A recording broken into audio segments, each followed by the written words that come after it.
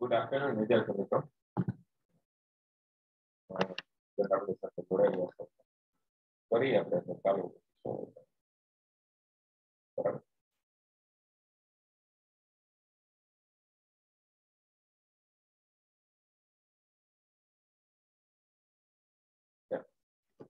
હવે શરૂ કરીએ આપણે એમાં. તો 105 નો ખૂણો કાલે આપણે જોયો બરાબર. 105 નો ખૂણો આપણે જોયો. હવે 135 ના ખૂણાની આપણે વાત કરી હતી છોકરા તમે પ્રયત્ન કરજો ને કીધું હતું પ્રયત્ન કરેલો છે 135 નો ખૂણો દોરવાનો. 120 વત્તા 15 એટલે પેલા 120 નો દોરવાનો ને 115 ઉમેરવાનો. એક જણાએ પ્રયત્ન કરેલો છે પણ સાચો નથી.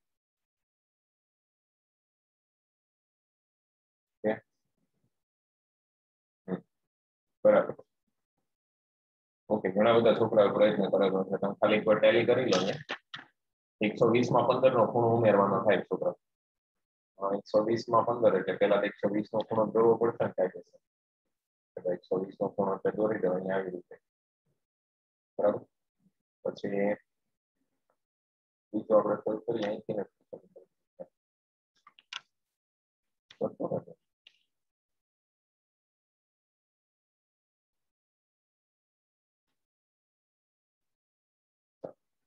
આ ખૂણો થઈ ગયો આપણી પાસે. હવે પેલા 120 નો ખૂણો દોરી એ બિંદુ 120 નો ખૂણો દોરવા માટે એને કેન્દ્ર લઈ અનુકૂળ માપની ત્રિજ્યા આપણે જોવાનું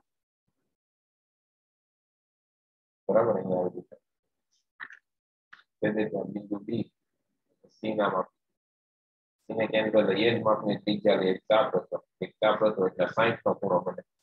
અને એવી જ રીતે બીજી ચાપ હતો એટલે અહીંયા આવી રીતે બી ત્રિજ્યા લઈ 120 નો ખૂણો બને. તો આ જે ખૂણો બન્યો હોય 120 નો બન્યો હોય બરાબર. અહીંથી લઈને અહીંયા સુધી 120 નો ખૂણો બન્યો હોય. 120 ની આપણે વાત ભૂલી જઈએ. 60 ના ભાગ પડે દઈએ. આ 60 ડિગ્રી નો હોય પછી આ વચ્ચેનો કટકો છે એ 60 ડિગ્રી નો હોય અને ત્રીજો કટકો છે એ 60 ડિગ્રી નો હોય.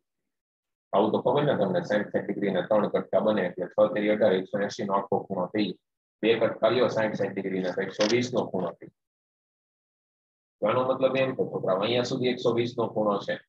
બ્લુ લાઈન જે કરું છું ને અહીંયા બ્લુ ડોટ દેખાય છે તમને ત્યાં સુધી 120 નો ખૂણો છે બરાબર. મતલબ આ ખૂણો 120 નો થઈ બ્લુ લાઈન. હવે 120 માં 15 ઉમેરી તો 135 નો ખૂણો મળી જાય. 15 ઉમેરવા માટે શું કરવું પડે તો કે જો આવડો ભાગ 60 નો છે આખો રેડ કલર નો જે ભાગ છે આ 60 નો ભાગ છે. હવે 60 નો છે ને તો એનું વિભાજક દોરી દઈએ. 60 ના ભાગનો વિભાજક દોરી દઈએ. વિભાજક દોરું તો એ કેટલા નો થઈ 15 15 નો થઈ.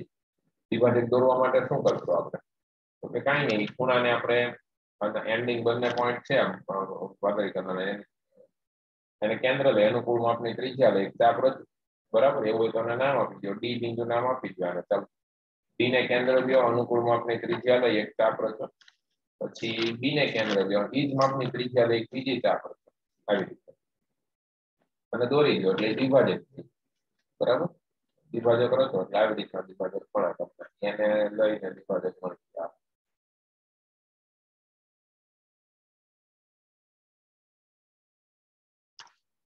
ચાલો છોકરા 60 ના ખ્યાલ એટલે એ તમારો ખ્યાલ કેટલાનો ખૂણો થયો 30 30 નો ભાગ થયો તો 60 અને આવડો 30 એટલે 150 નો ખૂણો 350 નો ખૂણો થયો આખો કે નહીં.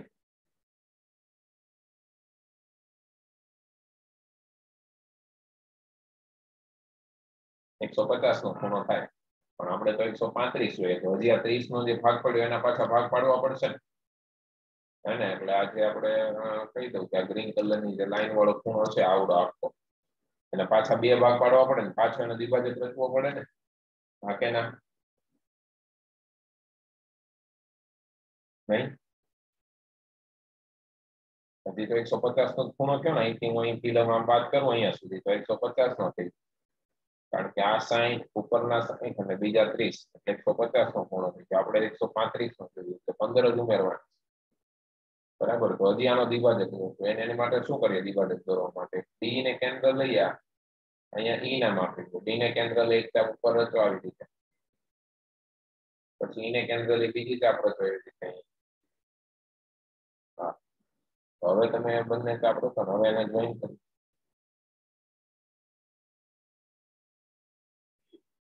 હવે તમે જુઓ તો 15 15 ના 30 હતો એના બે ભાગ થઈ ગયા એટલે 15 અને 15 આ બે ભાગ થાય એટલે 15 15. બરાબર. તો આવડો જે ખૂણો છે આખો 135 નો ખૂણો થઈ ગયો છોકરા.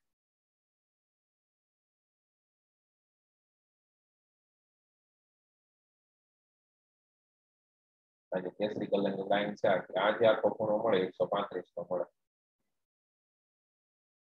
બરાબર. મળે છે આવું તમને લોકોને 135 નો ખૂણો આવી રીતે મળે છે. એટલે મહેનત કરવી પડશે ખાસી. બરાબર. પેલા 120 નો દોરવો પડે, પછી 60 નો ખૂણો એના બે દ્વિભાજક દોરવાના એટલે 30 30 ના બે ખૂણા મળે, પછી 30 નો પાછો દ્વિભાજક દોરવાનો એટલે 15 15 ના બે ખૂણા મળે, પછી 120 અને આ 15 એ બે ભેગા કરવા એટલે આ જે ખૂણો મળે આખો તમને કેસરી કલરનો જે ભાગ દેખાય છે ઓરેન્જ કલર 135 ના માપનો ખૂણો મળે. મળી જાય હા કે ના? આ તે આપણે આખી રચના, બસ આટલી જ રચના ત્યાં બીજું કઈ છે. રચના તમારી પૂરી થઈ ગઈ કાયદેસર. આમાં તમને કોઈ ડાઉટ હોય અથવા કઈ ન ખબર પડી હોય એવું કઈ હોય તો પૂછ. આખું ચેપ્ટર તમને સમજાણું વ્યવસ્થિત રચના સમજવું ખૂબ જ જરૂરી છે. તમારે 10મા ધોરણમાં રચના શીખવા માટે 9મા ધોરણની રચના શીખવી ખૂબ જ જરૂરી છે. ત્યાં પછી હું તમને એમ કહું કે 60 નો ખૂણો દોરો એટલે ફટાફટી દોરાઈ જવો જોઈએ આવી રીતના કે સર આ 60 નો ખૂણો થાય. ત્યાં પછી એવું શીખવાડવું ન પડવું જોઈએ પેલા એક આમ દોરો પછી એને કેન્દ્ર લઈ અનુકૂળ માપની ત્રિજ્યા લઈ એક ચાપ રચો, પછી પાછું આને બી નામ આપો, બી ને કેન્દ્ર લઈ ત્રિજ્યા લઈ ચાપ રચો, જોડો, હવે આ 60 નો ખૂણો થયો. હવે શીખવાડવાની જરૂર પડશે ત્યાં ફરી પછી આપણે 10માં આવડી જાય બધા ખૂણા હે બધા એટલે મેઇનલી તો 60 120 90 બસ આ 105 તો તમારી પ્રેક્ટિસ માટે મેક્સિમમ ખૂણા બધા દોરવાના હોય. તો રચનામાં કોઈને કોઈ ડાઉટ હોય એવું કોઈ છે સ્ટુડન્ટ? આજે છોકરાઓ અહીંયા દેખાય છે એમાંથી કોઈ ડાઉટ છે રચનામાં?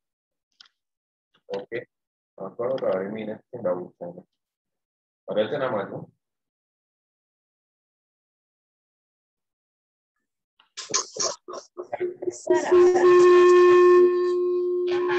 તમે મુદ્દા હોય તો એમાં બીજા ત્યારે હું છે મારી રીતે મુદ્દા બનાવતી અને પરફેક્ટ જ હોય એવી રીતે આપણે 10માં ગમે ત્યારે આપણી રીતના મુદ્દા બનાવી ચાલે કે પરફેક્ટ એવું છે આપણે આપવું પડે. વાત કરી છોકરાઓ કે મુદ્દા તમે તમારી રીતે બનાવી શકો હે ને? થોડુંક એટલું તો તમને આવડે ને કે ભાઈ આજે આપણે જે દોરો છો એ તમારે મુદ્દા બનાવીને લખવાનું છે. શરૂઆતમાં આપણે થોડાકમાં મુદ્દા બનાવ્યા હતા પછી આપણે મુદ્દા નથી બનાવ્યા. મુદ્દા તમારે તમારી રીતે બનાવવાના છે. માની લો કે અહીંયા તમે લખી શકો કે ભાઈ પેલા કિરણ એ બી દોરો, નામ આપી દેવાનું અહીંયા એસી એક્સ ગમે તે કિરણ એક્સ રચો કરો છો એ લખતા જવાનું છે કે એને કેન્દ્ર લઈ એક ચાપ રચો, બી ને કેન્દ્ર લઈ બીજી ચાપ રચો, અનુકૂળ માપની ત્રિજ્યા લો. એટલે તમારી રીતે તમે મુદ્દા લખી શકો. કોઈ 9મી ટેક્સ્ટ બુકમાં સર લખાવે એમ જ મુદ્દા લખવા જરૂરી નથી. બરાબર. તમારી રીતે પણ તમારી રીતે એટલે થોડુંક પછી વ્યાજબી રીત હોય પછી બરાબર. ખાવ આપણી રીતે ન હોય. 90 નો ખૂણો રચો તો કે હાલો આ 90 નો ખૂણો થઈ ગયો. મુદ્દા એમ ન હોય વ્યાજબી રીતે થોડુંક હોય. બરાબર. શબ્દ રચના એવું બધું થોડીક મળતી આવતી હોય 9મા ધોરણનો વિદ્યાર્થી રચના મુદ્દા લખે એવું લાગવું બસ એટલું ઇનફ છે. તમે તમારી રીતે મતલબ લખી શકો એમાં કોઈ બાંધછોડ પેલું નથી. બરાબર. રેડી? હવે આપણે થોડીક મહેનત કરીએ, થોડીક પ્રેક્ટિસ કરીએ. ચાલો હવે 270 નો ખૂણો દોરવો છે.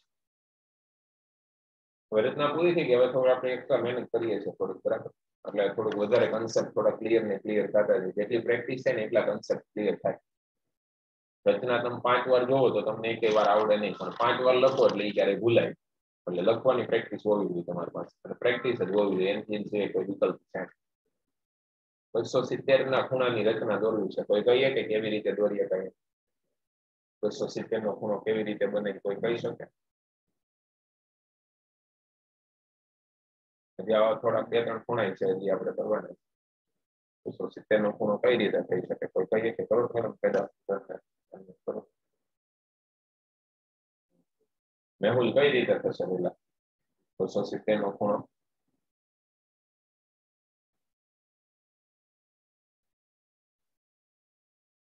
અ 270 નો ખૂણો કરવા માટે હવે માની લો કે આ 4 ભાગ પડે ને આવી રીતના, આ એક 90 નો હોય તો બધા 90 ના થાય ને 4 ભાગ કરી દઉં કે નહીં? 9 તેરી 27 આ 270 નો થઈ જાય, મતલબ એક ખૂણો માલ દોરવાનો આ 90 નો, તો આ 270 નો, મતલબ 270 નો પૂછો તો તમારે કયો ખૂણો દોરવાનો? કાટખૂણો જ દોરવાનો. ન ખબર પડી? ખબર પડી કઈ વાતમાં? 270 બાજુ નો ભાગ કરો, ગમે એમ ઓળખાવ 270 મળે નહીં. 90 નો ખૂણો દોરી દીધો. 90 ના ખૂણાની રચના કરો છોકરા. ચાલો 90 ના ખૂણાની આપણે રચના કરીએ. પેલા 90 ના ખૂણાની રચના કરવા માટે કોઈ પણ એક કિરણ અનુકૂળ લંબાઈનું કિરણ AX લ્યો, બરાબર? અને આ બાજુ એક કિરણ લઈ લઈએ, એટલે આ ખૂણો 180 નો થઈ ગયો હકીકત, બરાબર? હવે એને કેન્દ્ર લેવાનું છે, અનુકૂળ માપની ત્રિજ્યા લઈ એક ચાપ રચો આવી, બરાબર? આ ચાપ રચો જે કિરણ AX ને અનુક્રમે B અને C બિંદુમાં છેદે છે. પછી B ને કેન્દ્ર લઈ અનુકૂળ માપની ત્રિજ્યા લઈ એક ચાપ રચો. C ને કેન્દ્ર લઈ આટલા જ માપની ત્રિજ્યા લઈ એક બીજી ચાપ રચો. ચાપ રચો. હવે આને જોડી દો, ચાપ જે રેતી છે બહુ,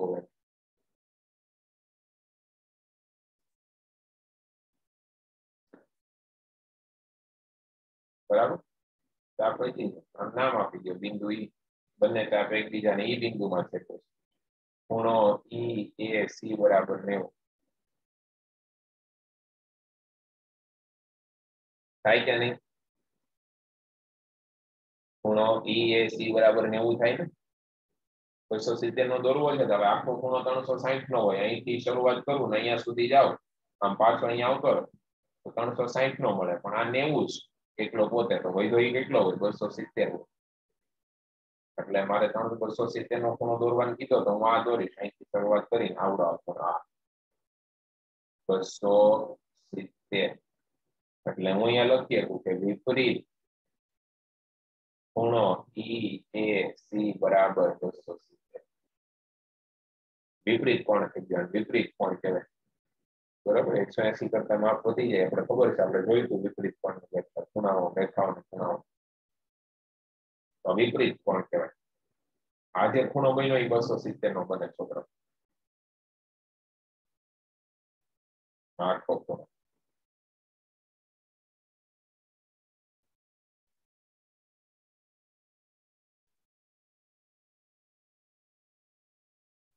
તો 270 નો ખૂણો બને છે.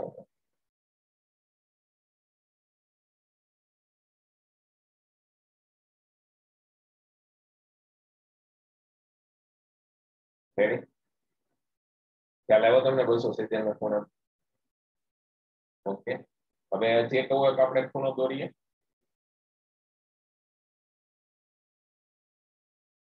ચાલો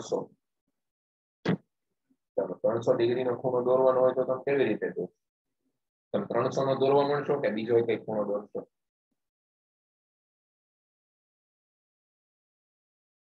કેટલાનો ખૂણો દોરવાનો હોય? 50, 60, 60 નો, હે ને?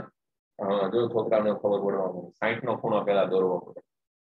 કેમ? તો કે આખો 360 નો હોય તો 60 નો બાદ કરી દો તો 300 વધે. મતલબ તમારે પેલા અહીંયા 300 નો ખૂણો દોરવો પડે.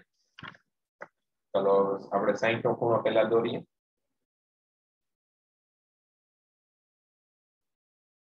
એને કેન્દ્ર લઈ અનુકૂળ માપની ત્રિજ્યા લઈ એક ચાપ રચો.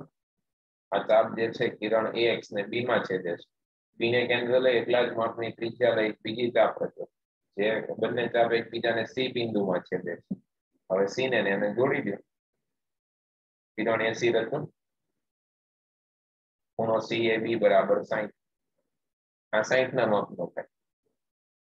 ખૂણો CAB બરાબર 60 માટે વિપરીત CAB છોકરાઓ વિપરીત CAB એટલે આવડો આ જે આખો ખૂણો મળે છે એ તમને કેટલામાં મળે છે આવડો આ 300 નો મળે 300 ડિગ્રીનું માપ હોય બરાબર વિપરીત વિપરીત પણ કહેવાય આને આ ખૂણો 60 નો થયો આવડો અને સિવાયનો જે હોય એને વિપરીત પણ કહેવાય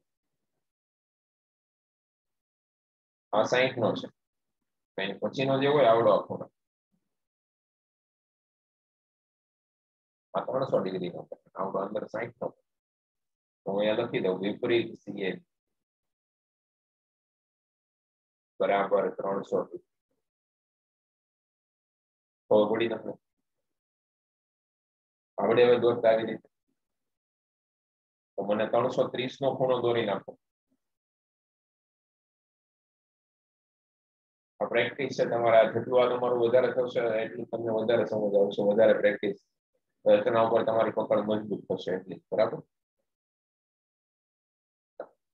330 નો ખૂણો મને દોરી નાખો કયો દોરવાનો થાય આપણે 330 નો દોરવો હોય તો ડાયરેક્ટ 330 નો ન દોરે 30 નો ખૂણો દોરવો પડે ને છોકરા હા 30 નો ખૂણો દોરવો પડે 30 નો પહેલા ખૂણો દોરીએ એટલે વિપરીત જે ખૂણો હોય 330 નો બને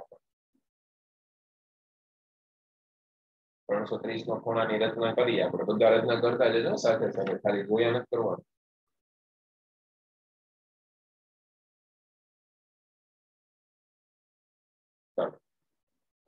કિરણી એક રચો મુદ્દા બોલતો જાવ સાથે સાથે એટલે કદાચ કોઈને ખ્યાલ આવે કિરણી એક રચો એને કેન્દ્ર લઈ અનુકૂળ માપની ત્રિજ્યા લઈ એક ચાપ રચો જે કિરણ એક ને બી બિંદુમાં છેદે છે બીને કેન્દ્ર લઈ એકલા જ માપની ત્રિજ્યા લઈ બીજી ચાપ રચો બંને ચાપ એકબીજાને સી બિંદુમાં છેદે છે આ 60 નો ખૂણો મળ્યો પણ 60 નો ખૂણો આપણે નથી જોતો 30 નો જોઈએ આનો દ્વિભાજક રચવો પડે તો હવે શું લખશો હવે રચના મુદ્દામાં તો કે ભાઈ બી અને સી ને કેન્દ્ર લઈ એક જ માપની ત્રિજ્યા લઈ અનુકૂળ ચાપ રચો એટલે સી ને કેન્દ્ર લેવાનું એક ત્રિજ્યા આમ મારવાની એક ચાપ બી ને કેન્દ્ર લેવાનું એક ત્રિજ્યા ઉપર મારી આપણે આવી રીતે બરાબર તો બંને ચાપ એકબીજાને ડી બિંદુમાં છેદે છે એવું કહી બંને ચાપ એકબીજાને ડી બિંદુમાં છેદે છે કિરણ એડી રચો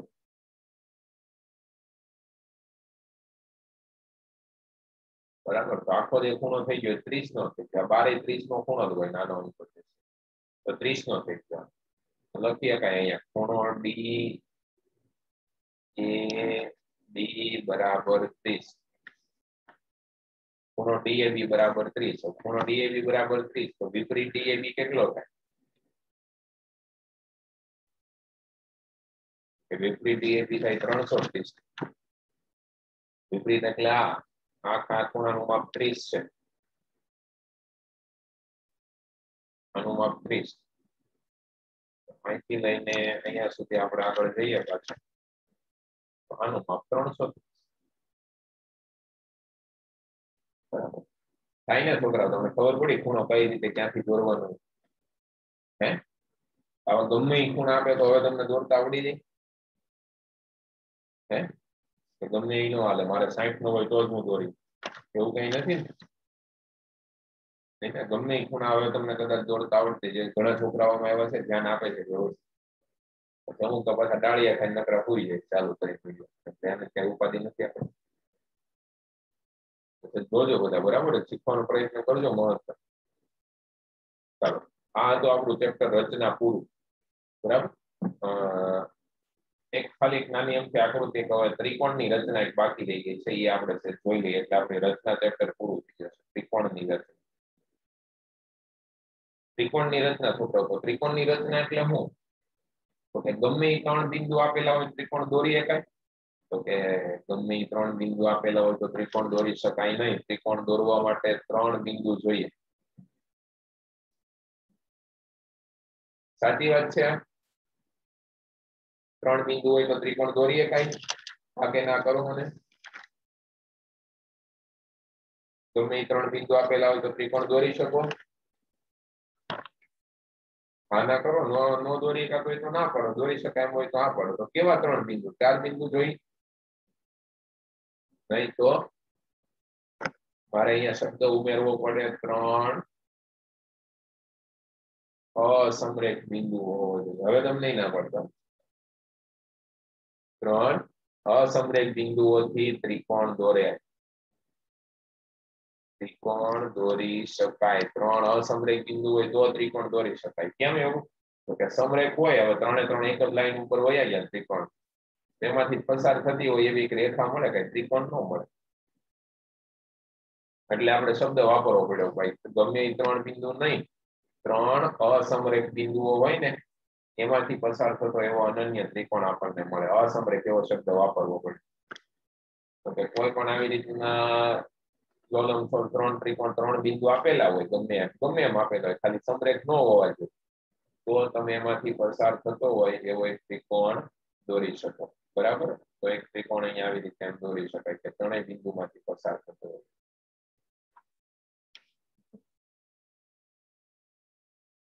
આ થઈ ગયો તમારો ત્રિકોણ A, B અને C. ચાલો, તો આપણે ત્રિકોણની અસમતા વિશે વાત કરી હતી. આપણે તમને ખબર હોય તો ત્રિકોણની અસમતા શરૂઆતમાં જ્યારે આપણે બોર્ડ ઉપર લેક્ચર લેતા હતા ને ત્યારે ત્રિકોણની અસમતા વિશે આપણે જોયું. ત્રિકોણની અસમતા શું કહે છે? તો કે ત્રિકોણની કોઈ પણ બે બાજુના માપનો સરવાળો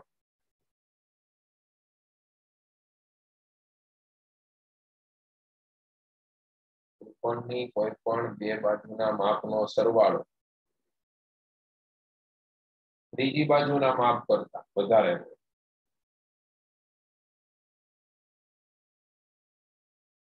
ત્રીજી બાજુના માપ કરતા વધારે હોય તો જ ત્રિકોણ બને. તો જ ત્રિકોણ બને, નહીં તો ત્રિકોણ બને નહીં. હમણાં આપણે જોઈ કે ભાઈ સાચું છે કે નહીં, એટલે શું કહેવા માંગે છે. પહેલા આપણે રચના કરવી છે સમબાજુ ત્રિકોણની, પછી આપણે વિષમ બાજુ ત્રિકોણની રચના કરવી. સમબાજુ ત્રિકોણ, બરાબર? એમાં રચના નંબર 1 કે ભાઈ AB બરાબર BC બરાબર CA બરાબર 5 સેમી થાય એવો ત્રિકોણ ABC રચે. 5 સેમી થાય તેવો ત્રિકોણ ABC રચો. પરિકર, પેન, સ્કેલ લઈને તૈયાર થઈ જાય. બરાબર? તેવો ત્રિકોણ ABC રચવાનો. એટલે સમબાજુ ત્રિકોણ રચવો. શું કરવાનું? તો કે કોઈ પણ એક બેઝ લાઈન લઈ લેવાની, સ્કેલની મદદથી દોરી દેવાનું 5 સેન્ટીમીટર. AB બરાબર 5 સેન્ટીમીટર.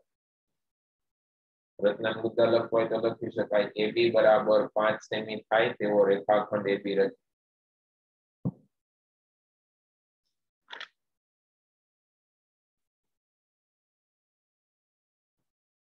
AB બરાબર 5 સેમી થાય તેવો રેખાખંડ AB રચો. હવે 5 સેમીના માપની ત્રિજ્યા બનાવવાની. 5 સેન્ટીમીટરની રેડિયસ લેવાની, ત્રિજ્યા લેવાની પરિકર. એને કેન્દ્ર લઈ અનુકૂળ માપની 5 સેમી ત્રિજ્યા લઈ એક ચાપ રચવાની આવી રીતે. બરાબર? અને B ને કેન્દ્ર લઈ 5 સેમી B ને કેન્દ્ર લઈને 5 સેમી ત્રિજ્યા લઈને બીજી ચાપ રચવાની આવી રીતે. A અને B ને કેન્દ્ર લઈ 5 સેન્ટીમીટર ત્રિજ્યા વાળી ચાપ રચો.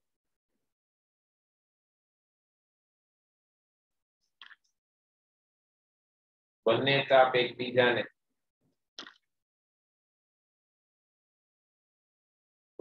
એકબીજાને C બિંદુમાં છેદે છે.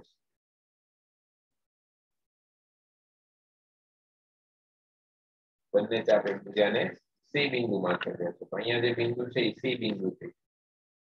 તો આ થઈ ગયો તમારો ત્રિકોણ તૈયાર છે. જોડી દો એટલે આ AB લખી દેવાનું. AC અને BC રચો. રેખાખંડ AC અને રેખાખંડ BC રચો. લખી દેવાનું ત્રિકોણ ABC સમબાજુ ત્રિકોણ છે.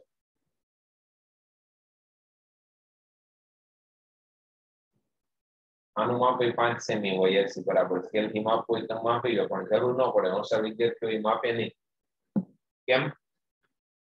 તમે ત્રિજ્યા તમે 5 સેમી લીધી છોકરા, તમે 5 સેમી ત્રિજ્યા લીધી તો એ માપ 5 સેમી જોવાનું, નાખવાની જરૂર જ ન પડે. પણ છતાં એમ પેટમાં દુખે કે નહીં સર જોવું તો પડશે જ, તો તમે જોઈ લો 5 સેમી સ્કેલની મદદથી જોઈ લો, માપી લો. બરાબર, તો માપી લેવાનું એટલે આપણને ખબર પડી જાય ના ના વાંધો નથી. બરાબર, રેડી? તમને સમબાજુ ત્રિકોણમાં ખબર પડી? આવી રીતે દોરી શકાય સમબાજુ ત્રિકોણ, એને છોકરો મુદ્દાને એવું લખી દો અને આ ત્રિકોણ દોરી દો તમે. સમબાજુ ત્રિકોણની આપણે રચના કરી. બરાબર, હવે જેને લખાઈ ગયું હોય એ બીજી એક રચના દોરવાનો પ્રયત્ન કરો. હું અહીંયા રકમ લખી દઉં. રચના 2. PQ બરાબર QR બરાબર RS બરાબર 7 સેમી થાય એવો ત્રિકોણ PQR રચો. 5 સેમી જગ્યાએ હવે 7 સેમી. 7 સેમી એટલા માટે મેં લખ્યું કે પ્રેક્ટિસ થઈ જાય એટલા માટે, જરૂર નહીં, બાકી આવડી જાય. સરળ રચના છે, પણ આમાં કોઈ ક્વેરી રહી ગઈ હોય, આગળ પાછળ રહી ગયા હોય તો 7 સેમી ની ક્વેરી દૂર થઈ જાય. તો બધા વિદ્યાર્થી મિત્રો 7 સેમી બાજુનું માપ હોય ને એવો એક સમબાજુ ત્રિકોણ રચના કરવાનું મને બતાવો. લખાઈ જાય તો મને બતાવજો, આવી રચના થઈ જાય સર આ 7 સેમી વાળો સમબાજુ ત્રિકોણ.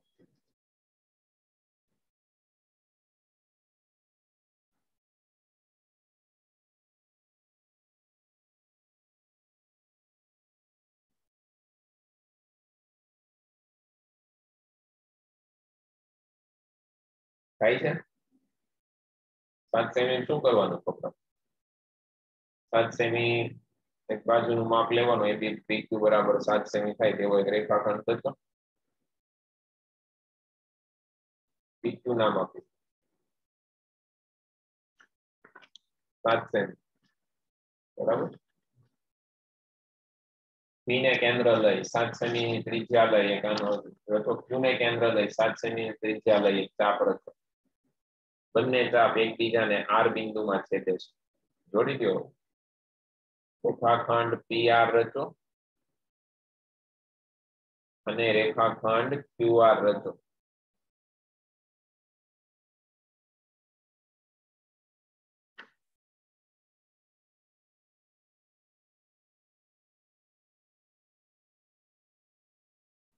આ 7 સેમી, આનું આપણે 7 સેમી ત્રિકોણ PQR 7 સેમી.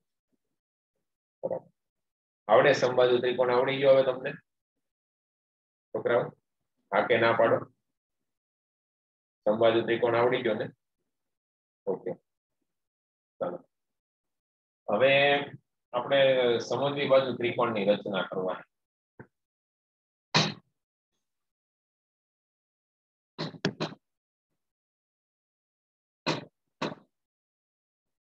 બરાબર, સમજવી બાજુ ત્રિકોણ એટલે શું? તો કે ભાઈ એમાં બે બાજુનું માપ સમાન હોય, ત્રીજી બાજુનું માપ અલગ.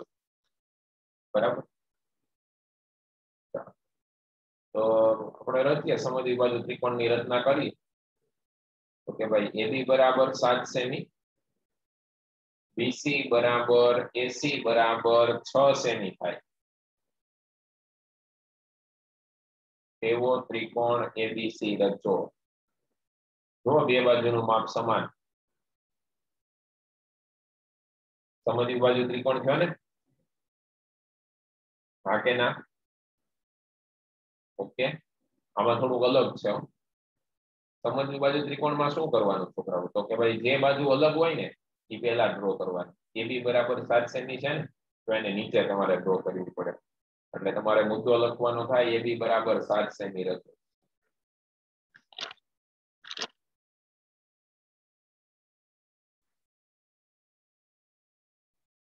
AB બરાબર 7 સેમી. સાથે સાથે દોરતા જાવ. ચલો, AB બરાબર 7 સેમી થાય તેવો રેખાખંડ AB રચો. AB બરાબર 7 સેમી થાય તેવો રેખાખંડ AB રચો. બરાબર, આની પછી તમારે રચવાનું છે રેખાખંડ AB નો લંબ દ્વિભાજક રચો.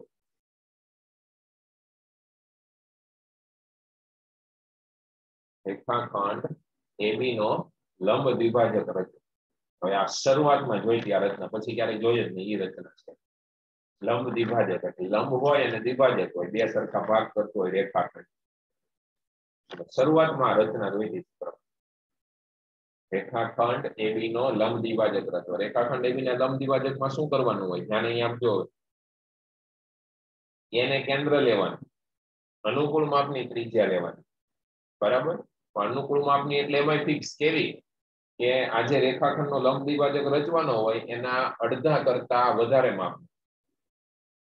એટલે 7 નું અડધું કેટલું થાય? 3.5. એટલે 3.5 કરતા વધારે માપની ત્રિજ્યા લેવાની. એટલે 4 માપ લઈ લે, 5 લઈ લે, 6 લઈ લે, ગમે તે લઈ લે. પણ 3.5 કરતા વધારે ત્રિજ્યા લેવાની, ચાપ રચવાની. એને કેન્દ્ર લઈ એક ચાપ ઉપર રચવાની આવી રીતે, અને એક ચાપ નીચે રચવાની. એક ચાપ ઉપર અને એક ચાપ નીચે. જોવો તો થાય છે આવી રીતના ચાપ રચાણી તમારે.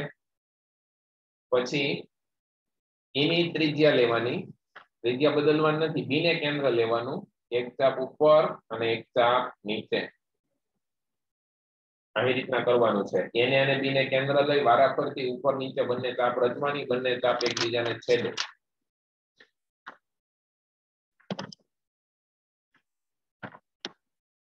અહીંયા સુધી થયા બધા સાથે છે. આમાં હું થોડો વેઇટ કરું છું ત્યાં સુધી તમારે એટલું પતાવો. ચાલો.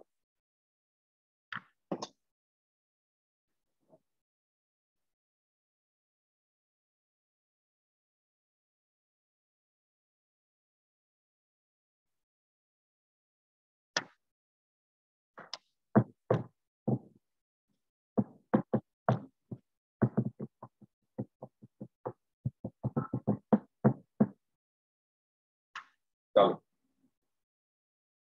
હવે લંબદીપ આ થઈ ગયું. આટલું થઈ જાય એટલે બંનેને જોડી દેવાનો. ભાઈ લંબ દ્વિભાજક જે આખો બનાવ્યો છે એને જોડી દેવાનો તમારે. અહીંથી લઈને બંનેને જોડી દો આખો લંબ દ્વિભાજક. બરાબર? આવી રીતના લાઈન કરી દો.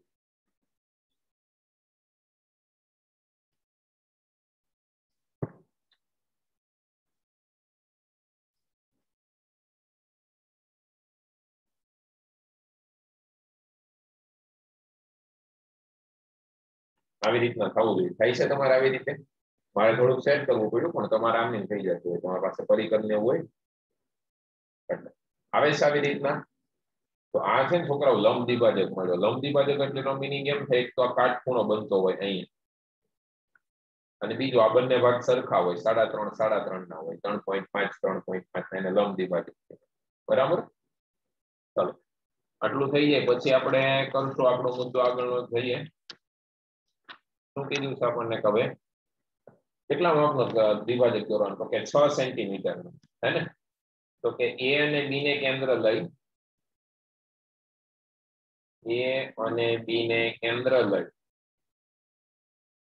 6 સેન્ટીમીટર ત્રિજ્યા વાળી ચાપ રચો. 6 સેન્ટીમીટર ત્રિજ્યા વાળી ચાપ રચો.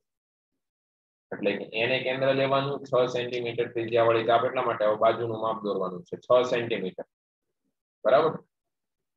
તો 6 સેન્ટીમીટર દોરવાનું તમારે. એક ચાપ અહીંયા મારવાની 6 સેન્ટીમીટર ની આવી રીતે. પછી બી ને કેન્દ્ર લેવાનું, બીજી 6 સેન્ટીમીટર ની ચાપ મારવાની. બંને ચાપ અહીંયા આવતી હોય ઉપર, આ રેખા ઉપર જ આવે બંને ચાપ. જોવો આવે છે?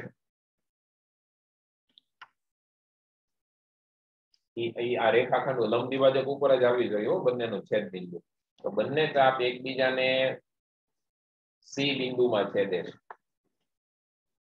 બંને ચાપ એકબીજાને સી બિંદુમાં છેદે છે.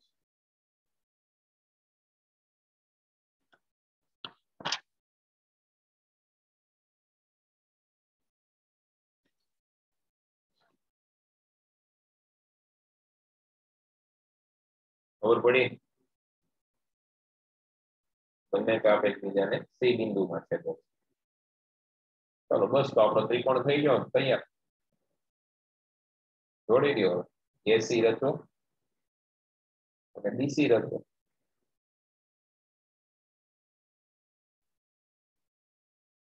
રેખાખંડ એસી અને રેખાખંડ બીસી રચો. ત્રિકોણ એબીસી માંગ્યા મુજબનો ત્રિકોણ છે. નથી?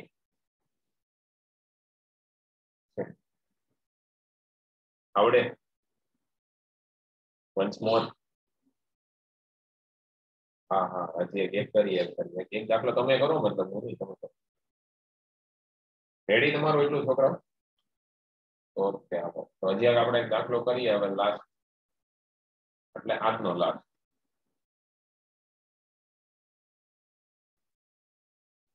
ચાલો, ત્રિકોણ PQR માં PQ બરાબર 8 સેન્ટીમીટર, પછી QR બરાબર RP બરાબર 6 સેન્ટીમીટર. ત્રિકોણ PQR રચો.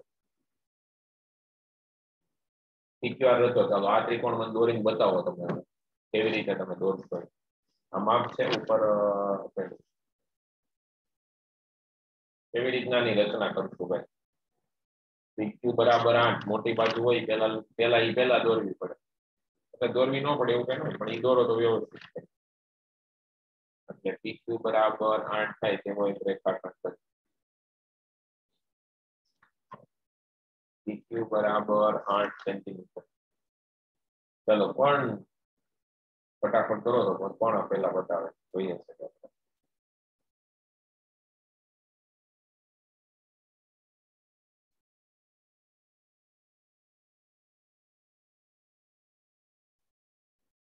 પહેલો મુદ્દો આપણે લખવો પડે. PQ બરાબર 8 સેમી થાય તેવો રેખાખંડ PQ રચો. તેવો રેખાખંડ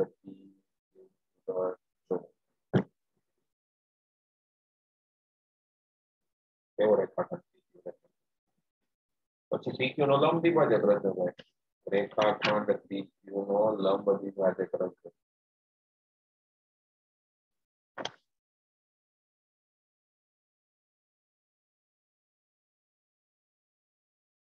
લંબ દ્વિભાજકમાં શું હોય તો અડધા કરતા વધારે માપની ત્રિજ્યા લેવી પડે હોય.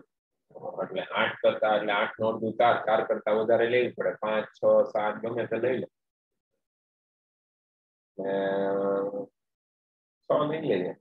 એક ચાપ ઉપર મારવાની છોકરા, એક ચાપ નીચે મારવાની. આવી રીતે પછી એ ત્રિજ્યા એની જો ત્રિજ્યા નહીં બદલતા. ને કેન્દ્ર લઈ એક ચાપ ઉપર એક ચાપ નીચે જોડી દેવાની.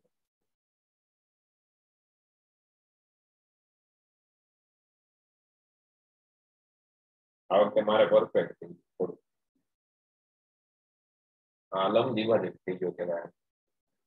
ઓકે, કોને દોરાઈ ગયો? મેહુલ ને.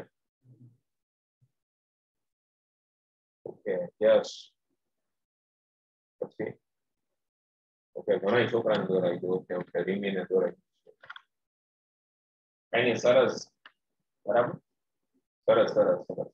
તમારું ગ્રાસ્પિંગ ચાલુ છે, ફટાફટ તમે બધું કેચઅપ કરવું. સરસ.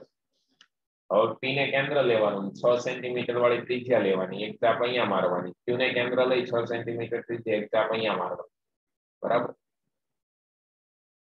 P અને Q ને કેન્દ્ર લઈ 6 સેન્ટીમીટર ત્રિજ્યા વાળી ચાપ રચો.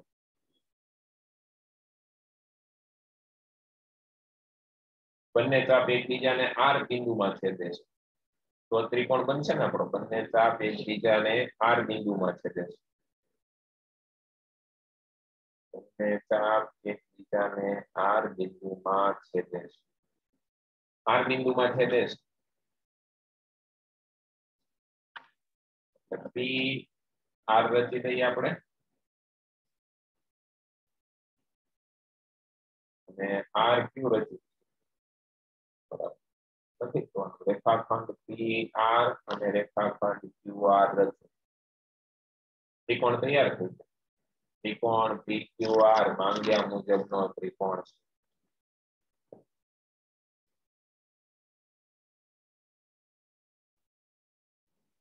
આવડે?